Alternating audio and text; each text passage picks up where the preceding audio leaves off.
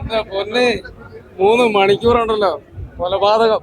ഞാൻ പറയുന്ന ഈ സിനിമ ഇപ്പൊ നമ്മുടെ അശ്വന്ത് കോക്ക് താറ് മേടിച്ചിട്ടുണ്ട്. ഈ സിനിമയുടെ റിവ്യൂ കൂടെ ചെയ്യുമ്പോൾ പുള്ളി ബെൻസ് മേടിക്കുമെന്നായിരിക്കും. അത്ര മോശം. ഇത് എങ്ങനെയാണ് ഈ സിനിമ ചെയ്യാൻ പറ്റണത് എനിക്ക് മനസ്സിലാണല്ലോ. പ്രഭാസ്, മോഹൻലാല്, പിന്നെ അക്ഷയ് കുമാർ, വൻ താരനിരയുണ്ട്.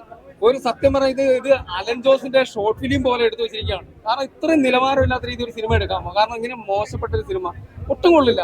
ഈ പുള്ളിയുടെ മുഖത്തൊരു എക്സ്പ്രഷൻ എന്ന് പറയുന്നില്ലേ, ഇത് എന്ത് നായകനായി പുള്ളി. ഒരു സെന്റിമെന്റ്സ്, ഒരു ലോജിക്കും ഇല്ലാത്ത രീതിയിലുള്ള കഥകളും ഡയലോഗുകളും. നമ്മൾ കോമഡി എന്ന് പറഞ്ഞാൽ ഇത് പക്ക കോമഡിയാണ്. എന്താണ് ഈ സിനിമ എടുത്ത് വെച്ചേക്കുന്നത്? ഒരു ലോജിക്കും ഇല്ലാത്ത രീതിയിൽ കഥയൊക്കെ പുള്ളി തന്നെ എടുത്തേക്കാം.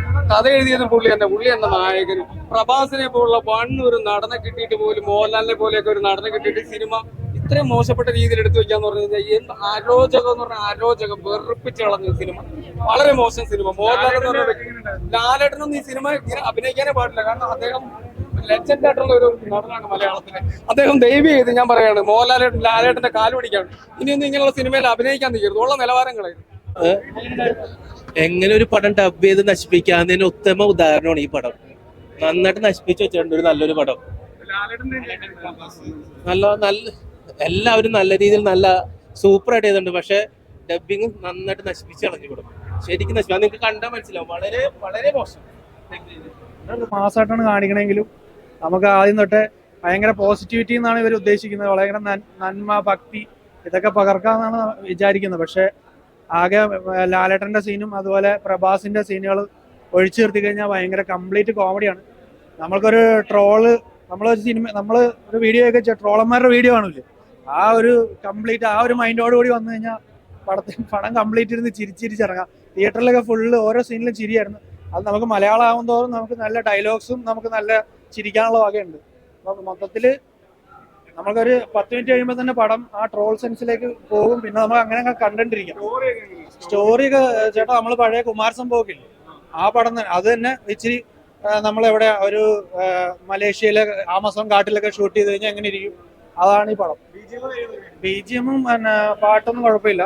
BGM-ഉം കുഴപ്പമില്ല, ആ വിഷ്വൽസ് ഒന്നും കുഴപ്പമില്ല. ബാക്കിയൊക്കെ പടം ഈ പറഞ്ഞ പോലെ ട്രോള് പടം.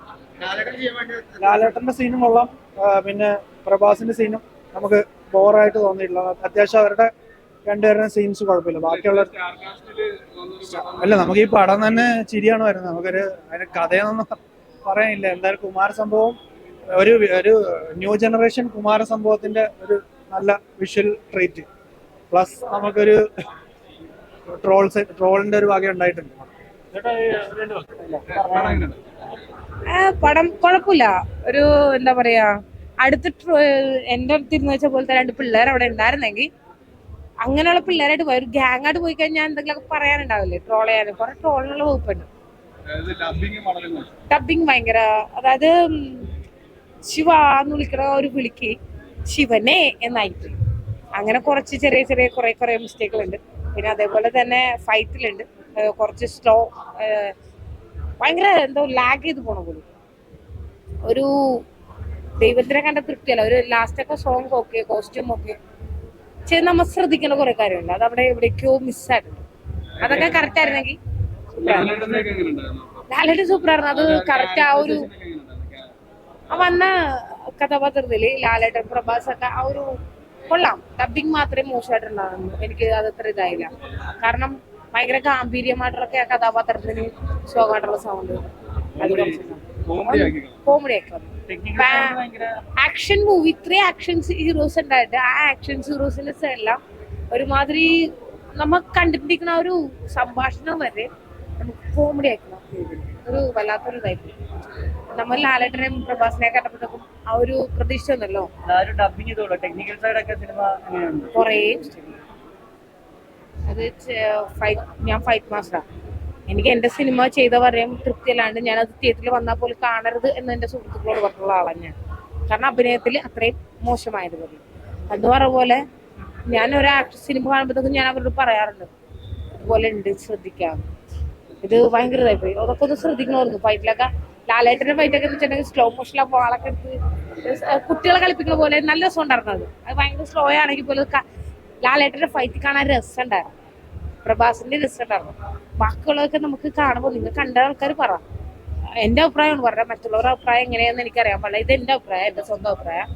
ലാലേട്ടൻ എങ്ങനെ ചെയ്താൽ അത് ആ അഭ്യാസം ഭയങ്കര സ്ലോയിൽ വരുമ്പോൾ ആ വാൾപ്പേറ്റ് കറക്റ്റായിട്ട് വരുന്നുണ്ട്. ബാക്കി ഉള്ളവരുടെ പ്രഭാസിന്റെ ആണ് ശരി സ്ലോ മോഷനിൽ വരുമ്പോൾ, പക്ഷെ പല സ്ഥലത്തും ശിവനെ മൊത്തത്തിൽ ഞാനും പറഞ്ഞു ശിവനെ, ഞാൻ ഉദ്ദേശിച്ച ശിവൻ ഇങ്ങനെയല്ല. സത്യം നമുക്ക് എന്താ പറയാ, ഗിവേഴ്സ് പുണ്യാളനെ നമ്മ ചെറുതിലെ പോലെ കാണണം അല്ലെ. ആ പുണ്യാളനെ നമ്മ ഇന്ന കഥാപാത്രമായിട്ട് വന്നു കഴിഞ്ഞാൽ ഇപ്പൊ ടോവിനൊക്കെ വെച്ച് ഗിവേഴ്സ് പുണ്യാളനെ വെച്ച് മൈൻഡിൽ കൊണ്ടുനടക്കുന്ന ആൾക്കാർ വരെ എനിക്കറിയാം. ഞാൻ അങ്ങനെ കാണാം ചില കഥാപാത്രങ്ങൾ. ഗിവേഴ്സ് പുണ്യാളിന് ഇങ്ങനെ വന്നാൽ നല്ല രസം ഉണ്ടാവൂലേ എന്നൊക്കെ ചിന്തയാണ്. എന്ന് പറഞ്ഞ പോലെ ശിവനും അങ്ങനെ രൂപരിക്കുന്നു. കാളിക്കും എന്റേതായിട്ടുള്ള രൂപമുണ്ട്. ചില ഇത് എനിക്ക് ഇഷ്ടപ്പെടില്ല. അപ്പോ ഈ സിനിമയിൽ എനിക്ക് ശിവൻ ഇഷ്ടപ്പെടില്ല.